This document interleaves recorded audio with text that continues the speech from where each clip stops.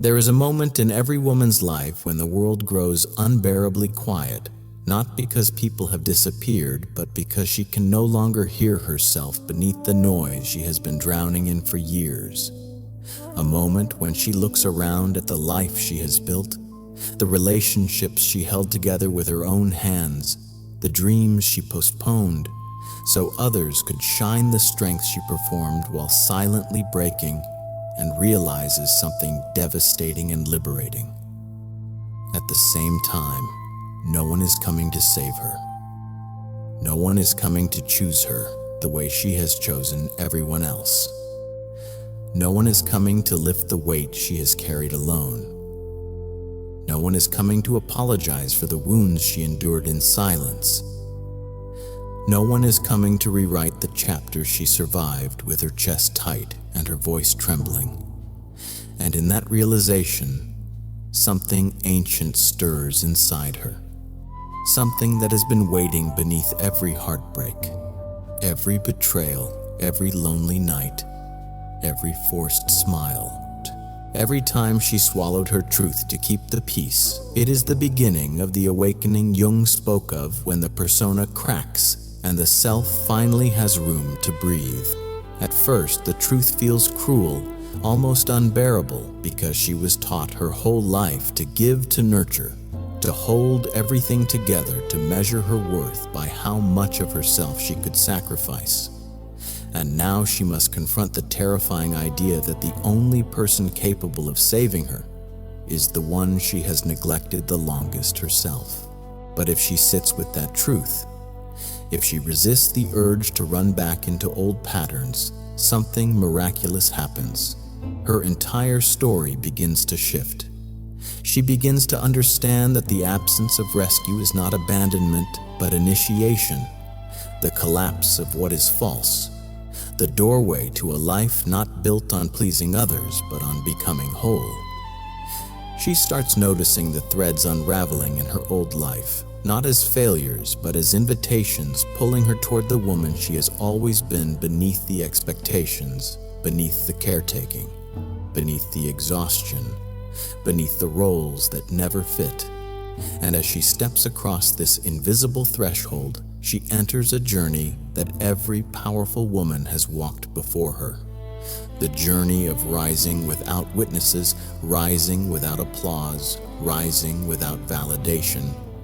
Rising not because someone lifts her up, but because she finally realizes she was never meant to wait for anyone at all.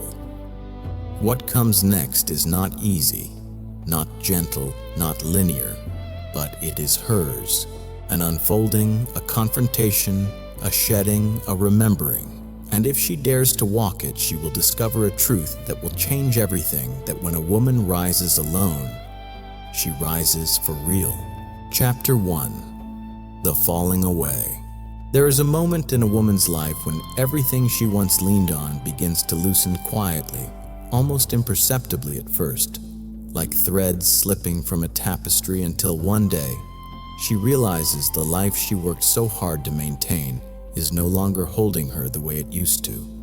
Conversations that once felt warm now echo with distance. Rooms she once filled with laughter now feel too large, and the people who once felt like home suddenly feel like shadows passing through a hallway. She's no longer meant to walk. She feels herself drifting out of the rhythm she once followed without question. And there is a terrifying beauty in that drift, because she senses something she cannot yet name rising inside her. Something ancient, something honest, something that refuses to exist within the confines of who she used to be. This is the beginning of the falling away, the quiet unraveling Jung believed was necessary for a woman to encounter her deeper self, the self that has been buried beneath years of pleasing, performing, compromising, shrinking, surviving, giving, and bending until her spine forgot its natural shape. Most people call this season loneliness, but that word is too small for what actually happens here. This is not the loneliness of an empty room or the loneliness of being physically alone. This is the loneliness of shedding, the loneliness of outgrowing, the loneliness of awakening. It is the silence that appears when the world you built around your persona begins to dissolve, leaving you standing between who you were told to be and who you actually are. For years, she learned to wear masks that helped her be accepted, smiling when she was tired, giving when she was empty, pretending she was fine. When her soul was quietly suffocating, being the emotional anchor for everyone while having no anchor of her own. And little by little, as the persona strengthened, the true self dimmed, until one day something happens, a betrayal, a departure, a disappointment, or sometimes nothing dramatic at all. Just a moment when she wakes up and realizes the life that once fit her now feels too tight, like a dress she has outgrown but kept wearing out of habit. The falling away begins when she stops being able to pretend. She notices the shift first in her body. Her breath becomes shallow in conversations that once energized her. Her shoulders tense in rooms she used to tolerate. Her stomach tightens when she forces herself to smile, and her chest feels hollow when she says yes to things she doesn't want. The body speaks before the mind understands, and yet she keeps trying to hold on to friendships she has long outgrown, to partners who only love the version of her that never changes, to habits that keep her small, to environments that were built for the woman she used to be, not the woman she is becoming. But life, unforgiving in its purpose and compassionate in its design, begins removing these attachments one by one, not to punish her, but to free her. At first, she calls it rejection, then loss, then abandonment. But eventually she realizes it is direction. The universe and the unconscious beneath her awareness are conspiring to strip her down to her essence. It begins subtly. A friend stops calling. A lover becomes distant. A path she once pursued begins to feel unbearably heavy. Her own reflection in the mirror starts to feel unfamiliar, not because she no longer knows who she is, but because she is seeing herself without the filters she once relied on. The more she tries to hold on to the old, the more it slips away. She feels the panic rise, that instinctive fear of being left behind, of not being chosen, of being forgotten. But what if she wonders in a rare moment of clarity, she is not being abandoned at all? What if she is being returned to herself? One night, after trying to distract herself with noise, social media conversations, chores, anything, she feels the weight of an unfamiliar quiet settling around her. She sits on the edge of her bed, hands clasped tightly, as if she could hold herself together through sheer force. The silence grows thick. Her chest tightens. Her eyes burn. And for the first time in years, she does something she has avoided. She stops running. She lets the silence in. She lets the truth arrive. In that silence, she meets the part of herself she has ignored, the shadow. Not the darkness that makes her unlovable, but the darkness that contains every truth. She wasn't allowed to express her anger, her desire, her exhaustion, her longing, her brilliance, her intuition, her pain. The shadow is not her enemy. It is her archive, and it whispers to her not with cruelty, but with clarity. You cannot become who you are meant to be while clinging to what keeps you small. She feels the tremor beneath her ribs because she knows it is true. She has outgrown her old life. She has outgrown the identities built from survival. She has outgrown the expectations that once defined her. And the loneliness she feels is not the loneliness of emptiness. It's the loneliness of transition, the loneliness of standing in the doorway between chapters, no longer belonging to what was and not yet grounded in what will be. Jung believed the psyche begins individuation only when the old structures collapse. And this collapse, painful as it feels, is actually an opening. As the night deepens, memories begin to surface. Not the polished ones she tells others, but the raw, unfiltered ones. Times she silenced herself to keep the peace moments. She swallowed truth to avoid conflict experiences where she betrayed her intuition just to be loved. She sees the version of herself who apologized for existing, who tolerated disrespect, who made herself small so others wouldn't feel threatened. And she feels grief, not for what happened, but for how long she abandoned herself to avoid losing others. This is the moment the falling away transforms from something happening to her into something happening for her. She realizes this isn't punishment, it's liberation, a clearing, a dismantling of everything that wasn't authentic. She feels a strange warmth spread through her chest, not comfort exactly, but recognition. The loneliness begins to feel less like a void and more like space, spaciousness, breathing room, possibility. She whispers into the darkness, "I don't know who I'm becoming, but I know I can't go back." And something inside answers not in words, but in sensation, proud, steady, ancient. The falling away is the first step of the woman who is awakening. It is where she stops performing and starts listening. It is where she stops clinging and starts releasing. It is where she stops fearing the dark and starts trusting it. Because the dark is not where she is lost, it is where she is found. And as she finally lies back on her bed, exhausted but strangely calm, she realizes something profound. Maybe the world didn't walk away from her. Maybe she walked away from the world she no longer belongs to. And that means one thing. She is finally, quietly, inevitably becoming the woman she was always meant to be. Chapter 2. The silence that confronts you. There comes a moment in every woman's inner unraveling when the noise of the world finally fades, not because life has gotten kinder, but because she has stopped trying to outrun herself. She begins to notice that the silence she feared is no longer something outside of her. It lives within her now like a presence she cannot escape. At first, she tries to fill it with the familiar comforts, music, conversation, scrolling, work, anything to drown the unsettling stillness. But the silence follows her, clinging to her thoughts like a shadow she cannot peel away. In this silence, every unresolved fear begins whispering.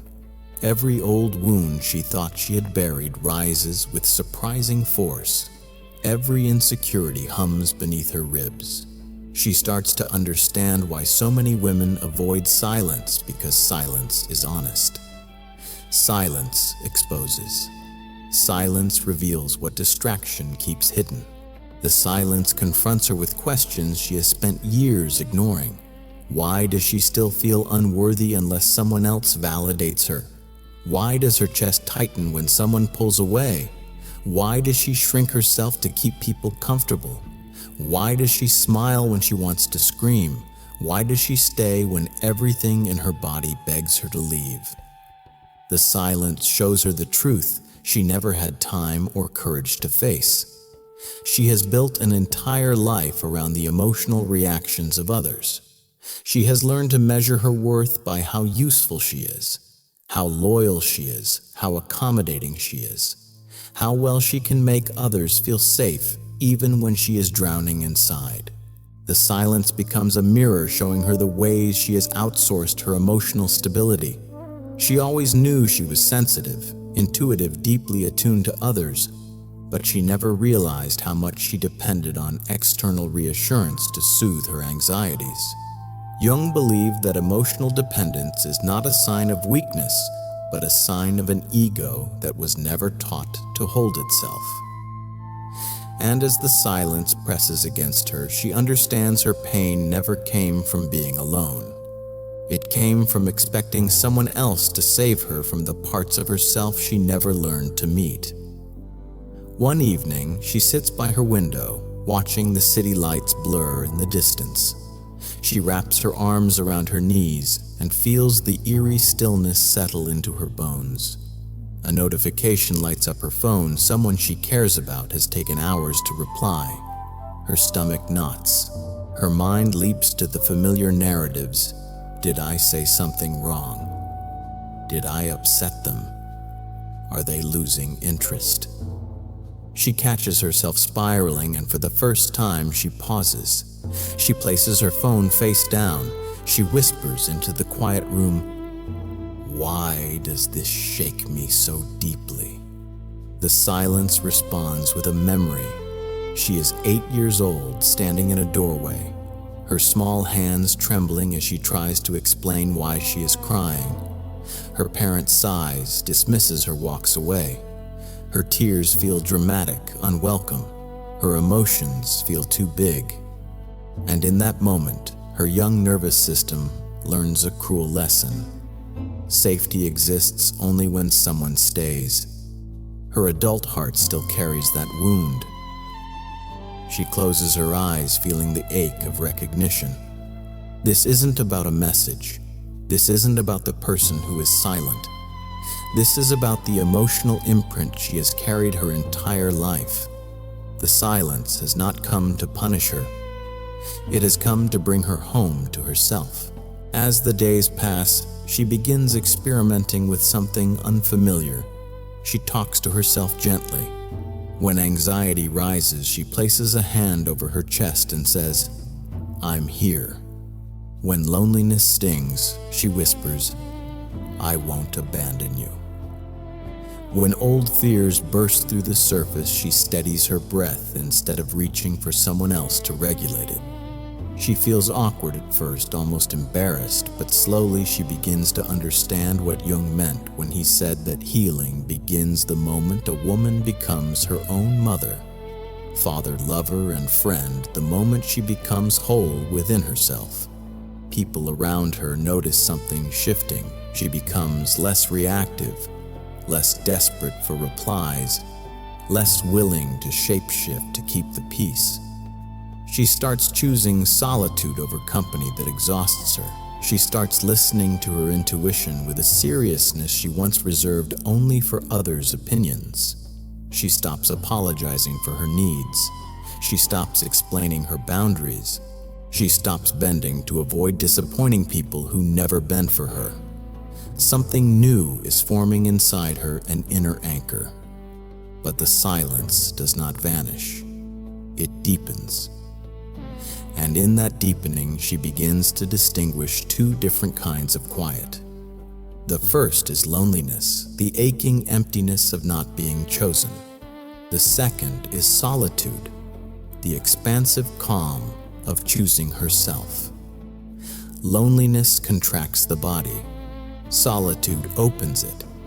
Loneliness makes her beg for closeness. Solitude teaches her to breathe. Loneliness comes from fear. Solitude comes from power. One night, she lights a candle, sits on the floor, and writes a letter she never expects anyone to read.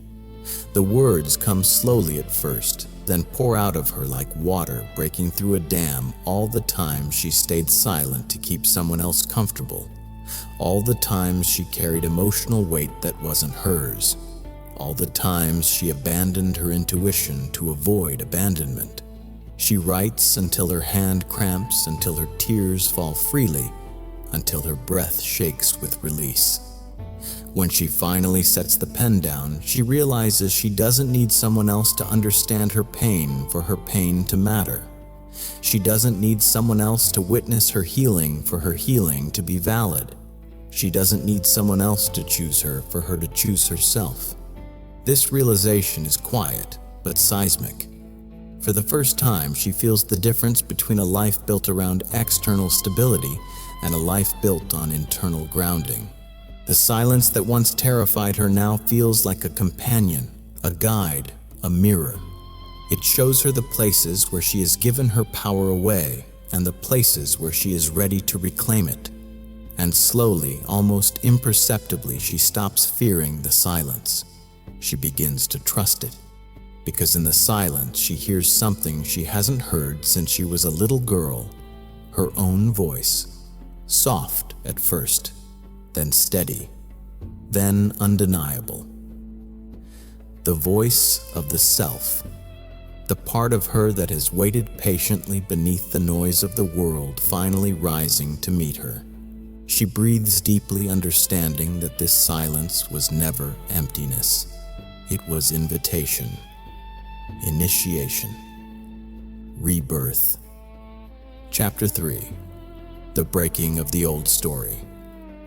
There comes a point in every woman's transformation when the silence she once feared begins revealing something she never expected.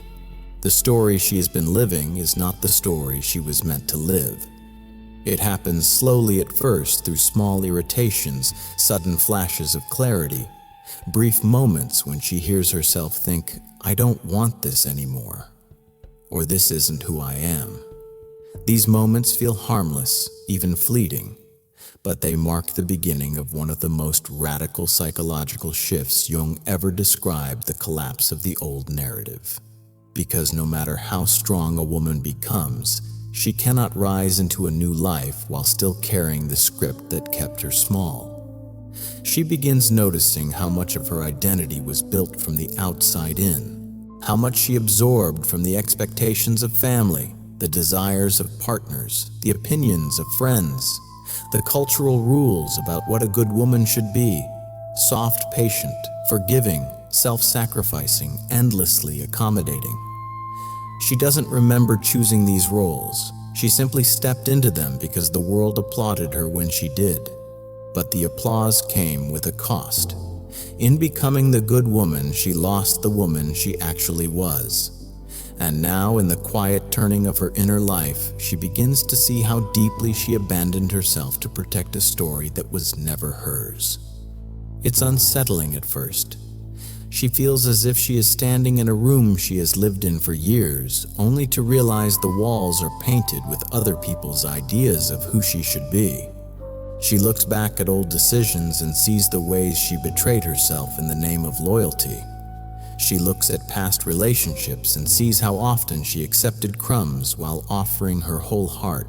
She looks at friendships and sees how frequently she became the caretaker, the healer, the listener, while no one ever asked what she needed. She looks into the mirror and sees not a woman who failed, but a woman who survived by abandoning pieces of herself over and over just to feel loved. And the hardest part, the story she built from those sacrifices becomes comfortable, familiar, predictable. Even when it hurts, it feels safe. The ego clings to it because the ego fears uncertainty more than misery. Jung believed that a woman's ego prefers the cage it knows to the freedom it cannot imagine. But this chapter begins when she realizes her cage no longer protects her, it suffocates her. One afternoon, she finds herself scrolling through old photos. She sees a younger version of herself, hopeful, bright-eyed, dreaming. She stares at that girl's smile and feels a sting behind her ribs. She whispers, "Where did she go?" And the truth lands like a soft but undeniable blow. She didn't disappear. She was buried beneath years of choosing others over herself, buried beneath expectations she never agreed to, buried beneath trauma responses she mistook for loyalty, buried beneath conditioning that taught her love is something she earns, not something she deserves simply for existing. As she sits with this realization, a strange grief washes over her. Not grief for what was lost, but grief for what she never got to become.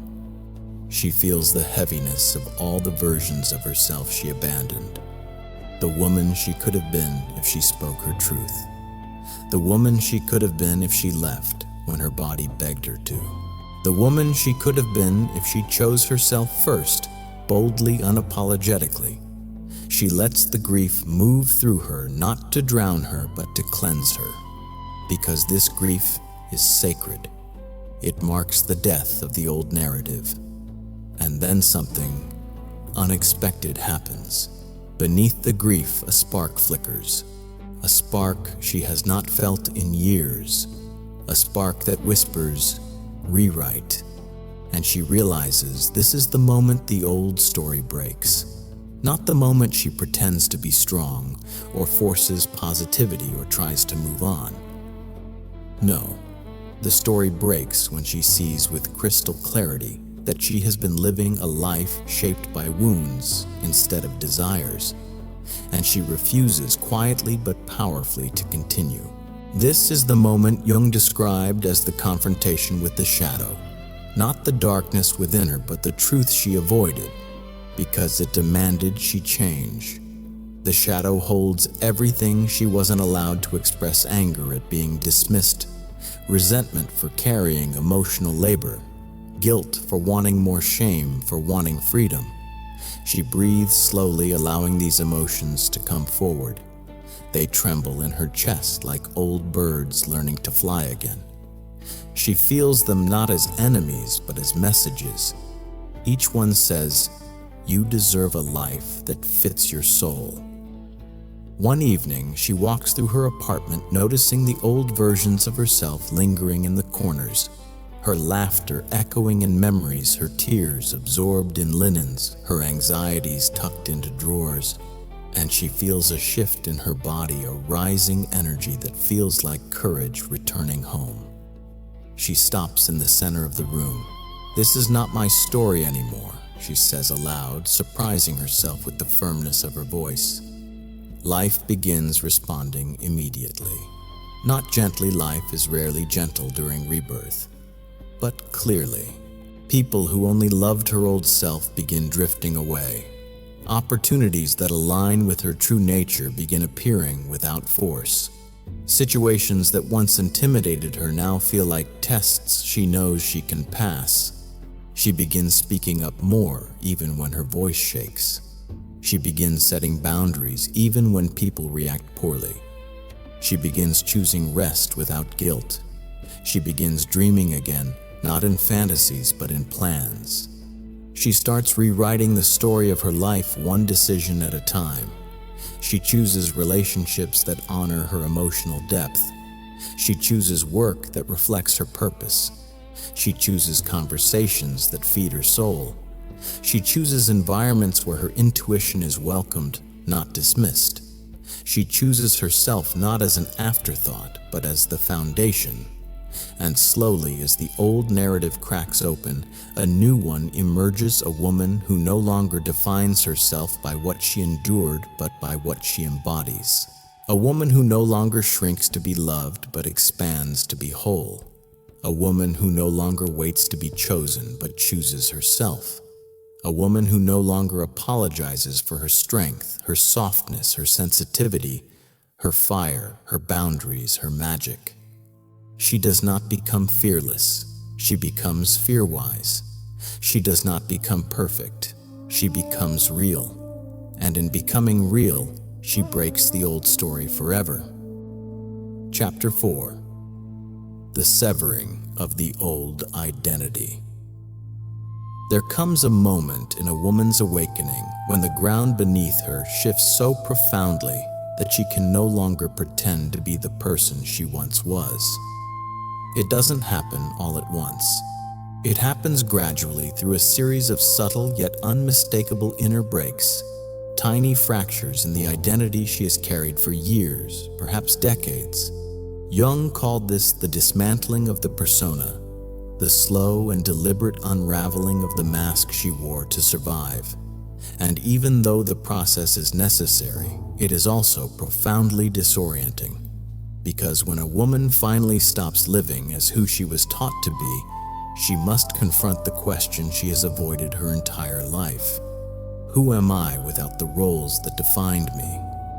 She begins noticing how much of herself was constructed, not chosen. The caretaker identity she built to earn affection, the obedient identity she built to avoid conflict, the agreeable identity she built to be liked, the resilient identity she built to cope, the forgiving identity she built to maintain peace at any cost. She sees now that each of these identities served a purpose once they shielded her, protected her, helped her navigate childhood wounds, relationship disappointments, betrayals, and expectations imposed upon her by a world that often asks women to be everything except themselves.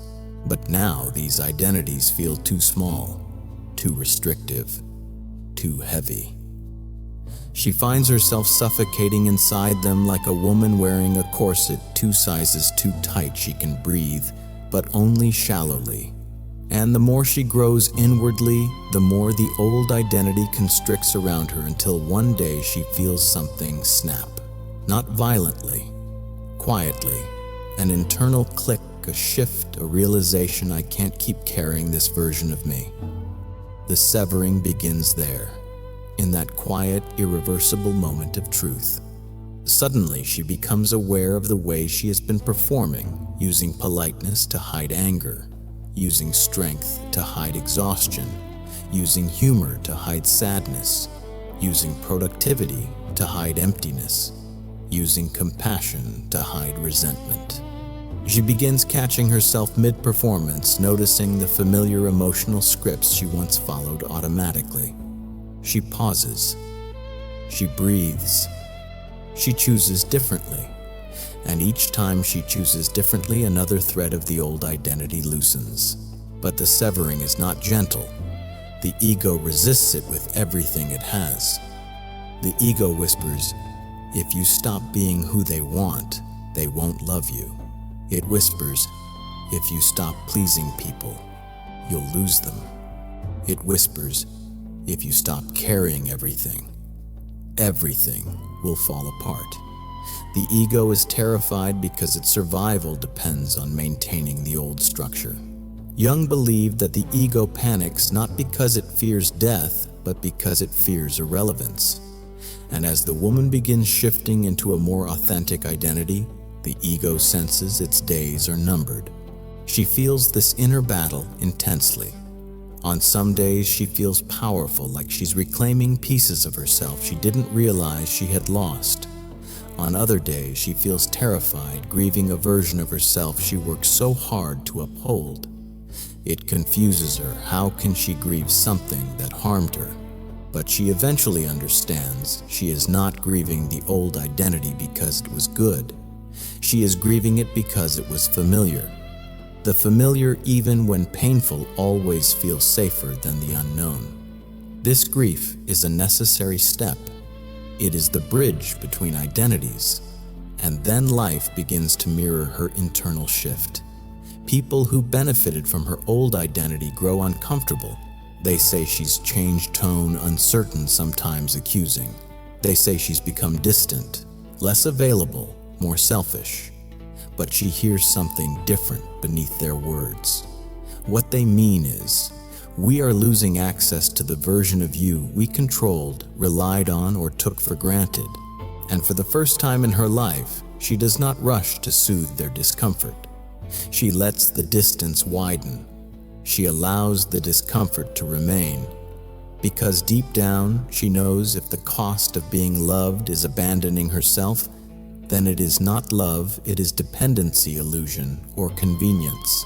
One afternoon, she sits quietly on her couch, legs tucked beneath her, watching sunlight move slowly across the floor. She thinks about the woman she used to be, the one who apologized for everything, who justified her needs, who stayed silent to keep the peace, who tolerated disrespect, who feared being alone more than being unhappy. She feels a tenderness for her, a compassion she has never felt before. She whispers, "Thank you for surviving." And then, just as softly, "But I'm not her anymore." Something inside her exhales, something releases, something dies.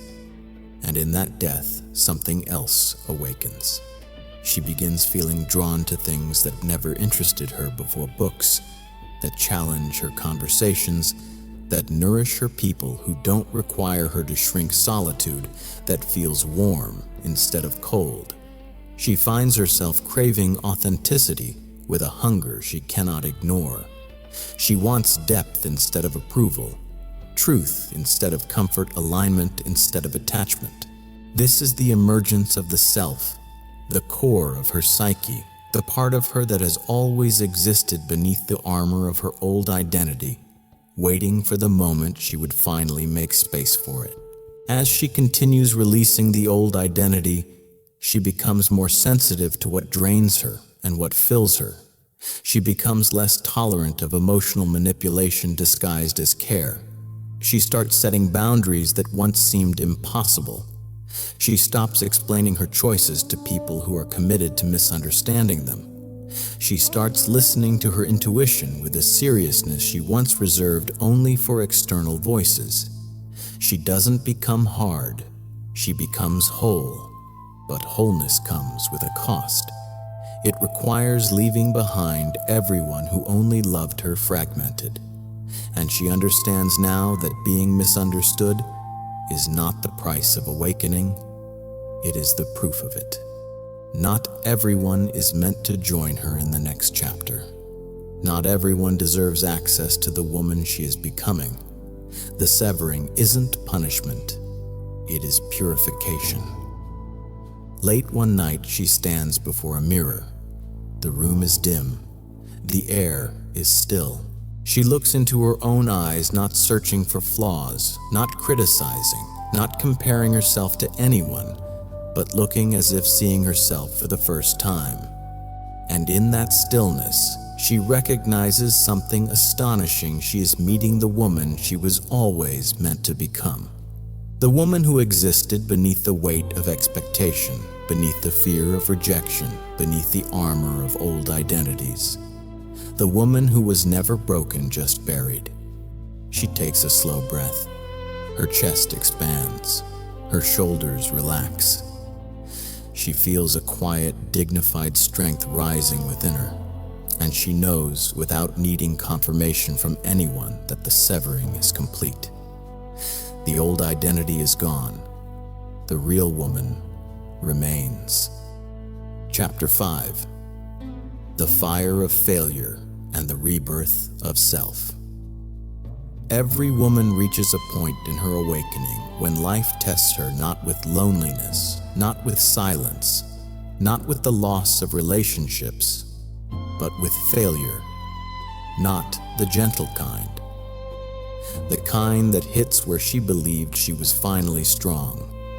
The kind that makes her question whether she has evolved at all. The kind that pulls her to her knees with a force that feels almost personal. She thinks, after everything I've grown through, how am I back here again? But she isn't back where she started. The fire she has walked into is not punishment. It is purification. Jung believed that a woman cannot truly individuate until she encounters the part of herself that falls apart even after she thought she was whole. It begins with something small, a mistake at work she didn't expect, a friend's harsh words that cut deeper than she wants to admit, a moment where her confidence buckles under pressure, a situation where her old wounds flare when she thought they were healed. She feels the familiar sting of shame rising, the tightening in her throat, the swirl of self-doubt whispering, "See, you haven't changed at all." But the truth is far more profound. Failure has returned, not to break her, but to reveal the fragments of her old self she has not yet integrated. She walks through the day feeling heavy, carrying a sense of disappointment that follows her into the evening. She makes tea. She sits on her couch, staring at the floor, replaying the moment when everything slipped. She feels the heat of embarrassment burn through her chest. She whispers, "Why does this hurt so much?" And the silence answers with clarity she didn't expect, because failure touches the part of her.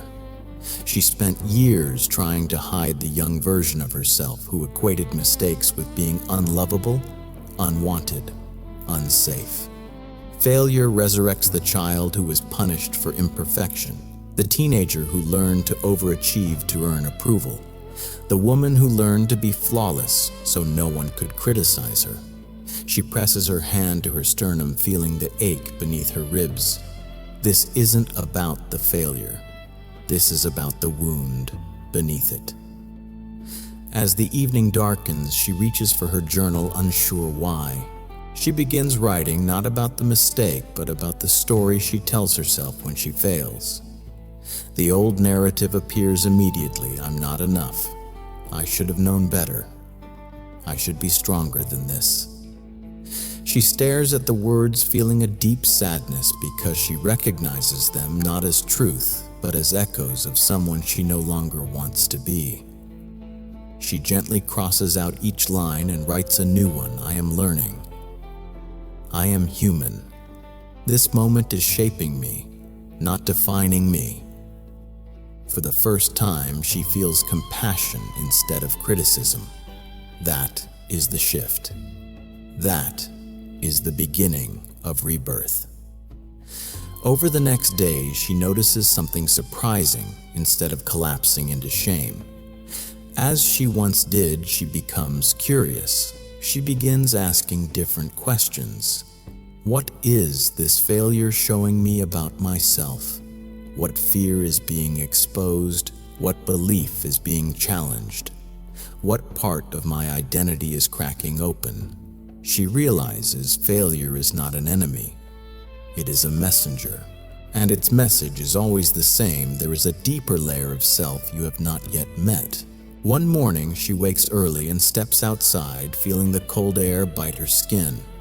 She takes a long breath and imagines exhaling the version of herself who believes she must be perfect to be worthy. She imagines releasing the old story that tells her she must never stumble. She closes her eyes and feels something ignite inside her. Not anger, not shame, but determination. She whispers into the morning light, I'm not breaking. I'm transforming. In this chapter of her inner journey, she encounters the archetype Jung called the phoenix, not a symbol of immortality, but of cycles, burning, collapsing, shedding, rising. She sees how each failure strips her of illusions, how each mistake reveals a deeper truth, how each collapse pushes her closer to her core. She realizes she cannot become her highest self without walking through these fires, not because suffering is necessary, but because awakening is. The fire burns away everything that cannot come with her into the next chapter. The need for control, the fear of judgment, the obsession with being perfect, the belief that her worth depends on external performance. Failure forces her to face the shadow.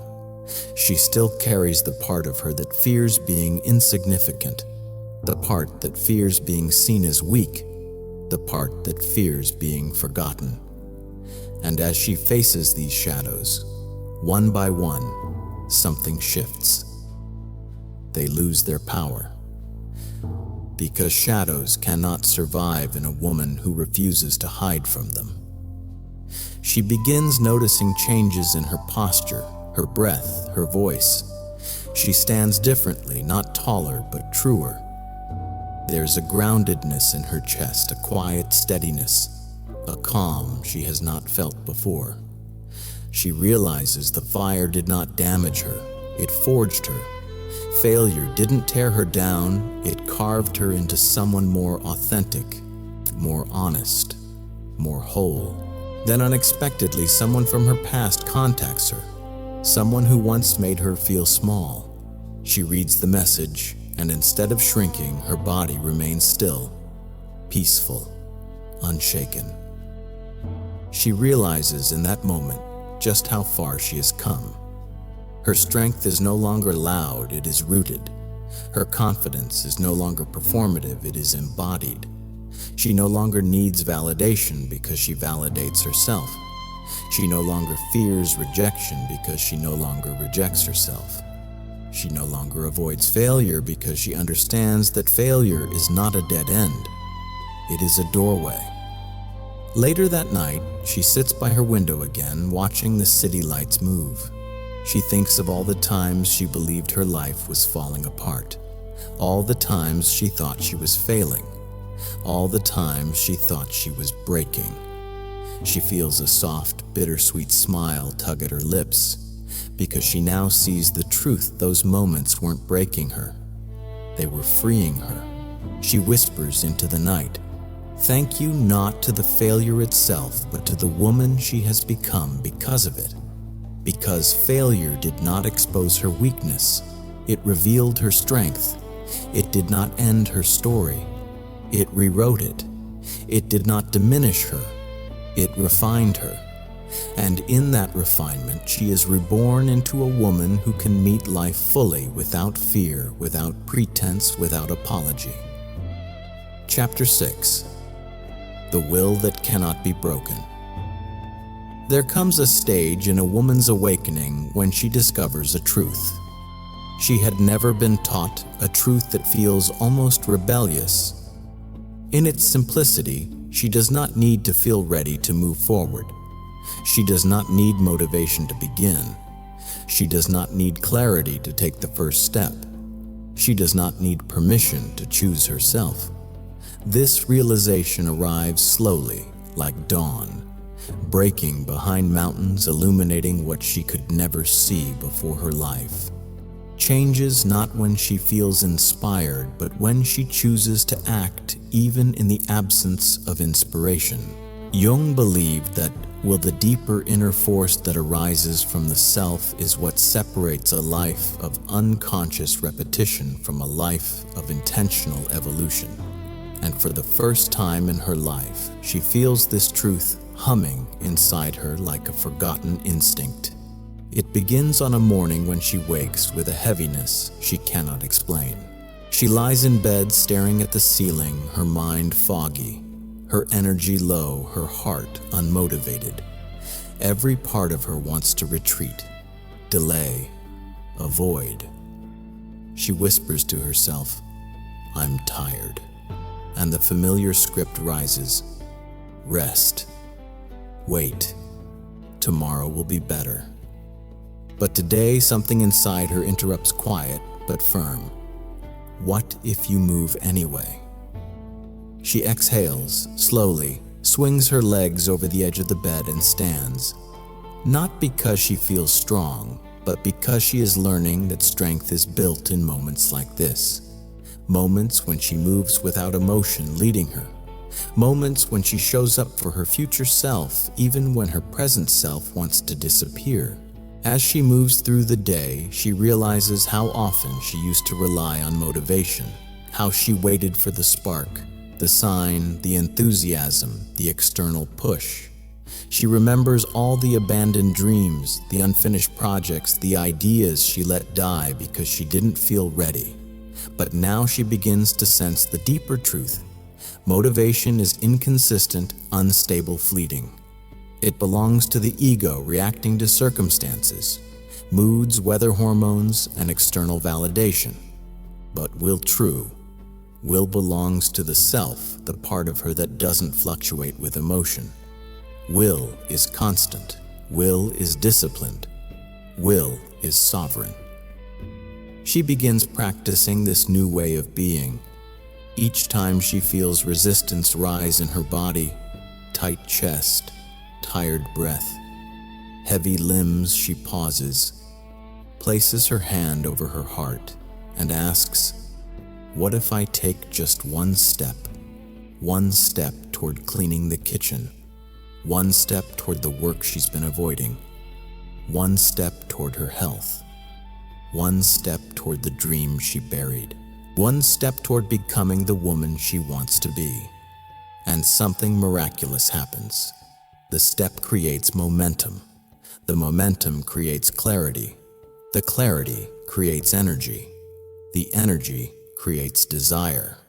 And the desire creates inspiration. For the first time, she understands motivation is not the fire. Action is. She thinks of the women she admires, women who built lives of depth, creativity, resilience, and presence. She realizes none of them waited to feel ready. None of them waited for the perfect moment. None of them waited for ideal circumstances. They moved, they acted, they showed up consistently, especially when it was hard. They understood that willpower is not about force, it is about devotion. Devotion to the self, devotion to the future, devotion to becoming the woman they were meant to be. One evening, she receives a message from a friend inviting her out. She hesitates, not because she doesn't want connection, but because she promised herself she would finish something she started earlier. For years, she would have said yes without thinking, abandoning her own commitments in favor of anything that made her feel wanted. But tonight, she smiles softly and says, "I can't. I'm working on something important." Her friend replies with a question mark. She doesn't explain. She doesn't justify. She simply returns to her task, feeling a quiet pride rise in her chest. For the first time, she is choosing her future self over the temporary relief of distraction, and it feels like alignment. The more she leans into will over emotion, the stronger she becomes. Not louder, not harsher, but grounded, solid, clear. She notices how her nervous system begins to stabilize, how her anxiety lessens, how her self-respect deepens, how her boundaries strengthen, how her dreams feel more reachable. She realizes discipline is not punishment, it is self-respect in action. It is the embodiment of a woman who no longer abandons herself. A pivotal moment arrives one night when she is exhausted after an overwhelming day. She stands in her kitchen staring at a sink full of dishes, the weight of fatigue pressing down on her. The old version of herself would have collapsed into bed and drowned in guilt the next morning. But tonight she breathes deeply and whispers, 5 minutes. That's all. She turns on the warm water, rolls up her sleeves and begins. As her hands move rhythmically through the suds, she feels something deepen inside her. Not discipline, not motivation, but trust. Trust in her ability to do hard things, trust in her capacity to hold herself, trust in the autonomy she is reclaiming. When the dishes are done, she looks around the kitchen smiling, not because it is perfect, but because she followed through. She begins applying this to everything. She starts working out not for the perfect body, but for the strength that radiates from her core. She starts reading books not for productivity, but for expansion. She starts creating not for approval, but for expression. She starts dreaming again, not timidly, but with a fullness she hasn't felt since childhood. And each day she proves to herself she can be relied on. Then something extraordinary happens. People begin noticing a change in her energy, not because she is louder or more charismatic, but because she is anchored. Her presence feels different, steady, intentional, powerful without effort. Her conversations deepen, her decisions sharpen, her emotional equilibrium stabilizes. She stops waiting for life to feel good before living it. She begins living, and life responds by unfolding for her. She becomes a woman who does what she says she will do, a woman who no longer negotiates with her excuses, a woman who moves even when she is tired, a woman whose backbone is forged from the repetition of small promises she kept to herself, a woman who has learned the sacred art of following through. And in this chapter, she finally understands the truth she had been circling for years. Will is not a force. It is a belonging. Belonging to one's own destiny. Belonging to one's own purpose. Belonging to one's own becoming. As she lies in bed one night, her body calm her breath. Slow, she whispers into the quiet room, "I didn't wait to feel ready. I became ready by moving." And she realizes with a warmth spreading through her chest that this devotion to her own becoming is the foundation of a life she will never again abandon. Chapter 7. the freedom of no longer needing to be understood. There comes a point in a woman's awakening that feels unlike any other, not dramatic, like the collapse, not fiery, like the rebirth, not disciplined, like the rise. It is softer, quieter, yet more powerful than anything she has ever encountered. It is the moment she no longer needs to be understood by anyone in order to feel whole. At first, the realization arrives subtly, like a shift in temperature. She notices she no longer rushes to explain herself when someone misinterprets her intentions. She no longer justifies her boundaries. She no longer participates in conversations that require her to shrink so others feel comfortable. She no longer seeks validation from people who cannot comprehend the depth of her journey. She begins to see the world through a new lens, a lens that recognizes that every person perceives life through the limits of their own consciousness, and expecting them to understand hers is like asking someone who has never been to the ocean to describe the tide. She sits at a cafe one afternoon, hands wrapped around a warm cup, listening to a friend try to give advice about something far beyond her friend's emotional landscape. She nods, smiles politely, but feels no frustration. Instead, she feels a quiet compassion because she realizes the advice is not about her at all. It is a reflection of her friend's fears, her friend's limits, her friend's unhealed wounds. She walks home that day feeling lighter, as if she has been carrying the weight of being misunderstood for years, and finally set it down. This freedom deepens as she moves through her life. When someone criticizes her choices, she no longer spirals into self-doubt. When someone distances themselves, she no longer interprets it as rejection. When someone misunderstands her intentions, she no longer contorts herself to fix it.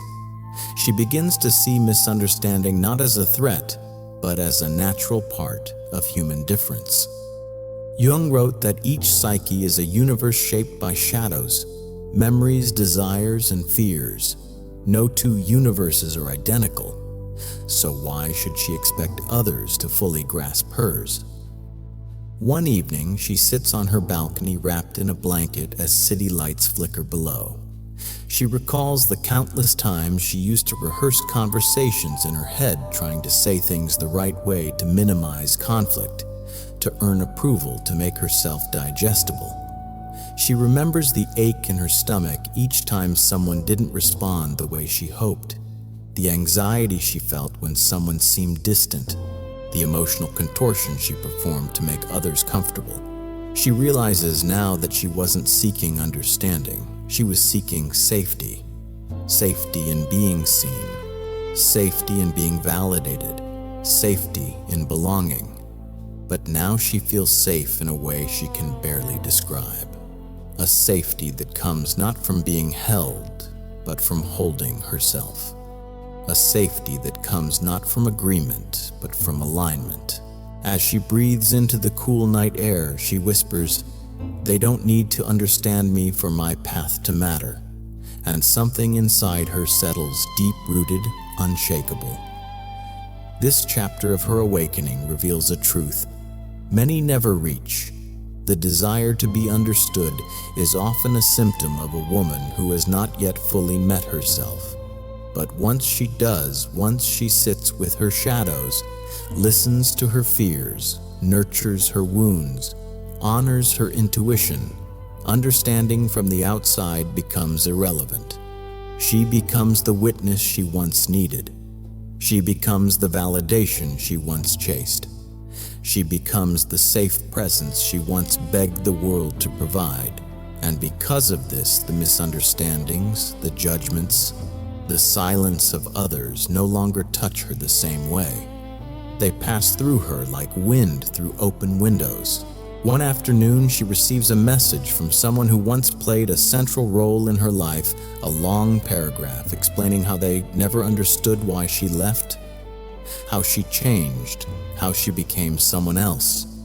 She reads the message calmly, noticing the absence of any emotional contraction in her chest. She does not feel the need to correct their story. She does not feel the need to justify her evolution. She simply responds with kindness and lets the conversation end. She realizes that closure does not come from someone finally understanding her. Closure comes from not needing them to. As the weeks unfold, she begins to speak differently, with fewer words but more clarity. She no longer overshares in hopes of being known. She no longer holds back in fear of being misunderstood. She says what she means without apology, without performance. Her voice carries a grounded resonance, a tone that reflects not perfection but presence. People feel it before they consciously recognize it. They say, "You seem different," without knowing why. She smiles, knowing the difference is internal, not external. This freedom transforms her relationships. She no longer seeks intensity, chaos, or emotional highs that mimic connection. She seeks resonance. She seeks people who meet her with authenticity. She seeks relationships where she can exist without translating herself, where her intuition is not dismissed, where her depth is not too much, where her boundaries are not negotiation points. She becomes drawn to souls who speak in energies rather than explanations, who see through presence rather than projection, who meet her where she is not, where they need her to be. One night, she sits in bed reading Jung's writings on individuation. A particular sentence catches her breath. The privilege of a lifetime is to become who you truly are. She closes the book slowly, closing her eyes as tears well behind her lids. Not tears of sadness, but tears of recognition. She whispers, "I am finally becoming her." And for the first time, she realizes that becoming herself is not a destination. It is a continuous unfolding, a lifelong homecoming. And the freedom of not needing to be understood becomes the doorway to the deepest relationship she has ever experienced, the relationship with herself. A relationship built on truth, compassion, trust, and sovereignty. A relationship that remains steady regardless of who comes or goes. A relationship that makes her feel accompanied even in solitude. She does not rise above the world. She rises within herself. And because of that, she walks differently, rooted, radiant, unbothered, unattached, and aligned. Conclusion: rising without witnesses. There comes a moment, quiet, steady, almost imperceptible, when a woman realizes she has crossed a threshold she cannot uncross. Not because something dramatic happened, not because someone saved her, not because the world finally saw her worth, but because she finally saw it herself. It begins in the smallest ways, the way she breathes more deeply, the way she pauses instead of panics, the way she speaks with intention instead of fear, the way she no longer abandons herself to be chosen by others, the way she returns to her center with a swiftness she never had before. She notices that the things that used to break her now barely shake her, that the storms that once drowned her now move around her like passing weather, that the people whose approval she used to crave now feel distant, irrelevant, almost weightless. Her rise is not loud. It is not dramatic. It is not a spectacle. Her rise is internal, cellular, psychological, spiritual. It happens in the quiet moments no one sees. The nights she chooses healing over distraction. The mornings she shows up for herself, even when she is tired. The conversations where she finally speaks the truth she swallowed for years. The boundaries she sets without explaining. The tears she lets fall without shame. The dreams she no longer postpones. The self-respect she embodies not in theory, but in action. These are not moments the world applauds. These are moments only she witnesses, and that is what makes them sacred. Jung believed that true transformation is witnessed only by the self, not the outer world. And she feels this now. She understands why life took people away, why silence became her companion, why failure arrived when she least expected it, why she had to sit with wounds she once avoided, why she had to learn to rely on her will instead of her emotions, why she had to stop expecting others to understand her journey. Every chapter that felt like abandonment was actually the architecture of her rebirth. She begins seeing patterns she once missed, how every person who left created space for her to meet herself, how every unanswered message taught her to self-soothe, how every disappointment redirected her to alignment, how every failure revealed her strength, how every bout of loneliness unlocked a deeper layer of self-awareness, how every time she thought she was breaking, she was actually shedding. One afternoon, she finds herself walking through a familiar part of town. The streets haven't changed, but she has. She feels taller, not in stature, but in spirit, more anchored, more attuned, more whole. She catches her reflection in a shop window, not checking her appearance, but recognizing the woman looking back. There is a softness in her eyes that comes from knowing herself, a steadiness in her jaw that comes from trusting herself, a glow around her presence that comes from not abandoning herself. She whispers gently, "There you are," and continues walking. She no longer fears being alone because she is no longer alone. She carries herself now. She carries her intuition, her boundaries, her resilience, her truth, herself. She realizes something she was never taught: a woman's power does not come from who stands beside her. It comes from who stands within her. She returns home that evening, lights a candle, sits on the floor, and feels an immense gratitude wash over her, not for the ease of the journey, but for the journey itself. She thanks the loneliness that pushed her inward, the silence that taught her to listen, the failure that revealed her strength, the discipline that shaped her identity, the misunderstandings that freed her from needing permission, the darkness that led her into her own light. She inhales deeply, feeling her chest expand with a sense of fullness she has never known. She exhales slowly, releasing the weight of old identities, old narratives, old wounds. And then she speaks words she could not have spoken before: "I am proud of the woman I am becoming." Not because she is perfect, not because she is healed, not because she has figured everything out, but because she finally stopped waiting for someone to save her. This is what rising alone truly means. Not rising in spite of being alone, but rising because of it. Rising because solitude gave her access to the self. Rising because silence revealed who she is. Rising because hardship carved her open. Rising because darkness grew her roots. Rising because she met every version of herself and chose to keep going. Rising because she refused to collapse into who she used to be. Rising because she finally understood she was never abandoned, she was being rebuilt.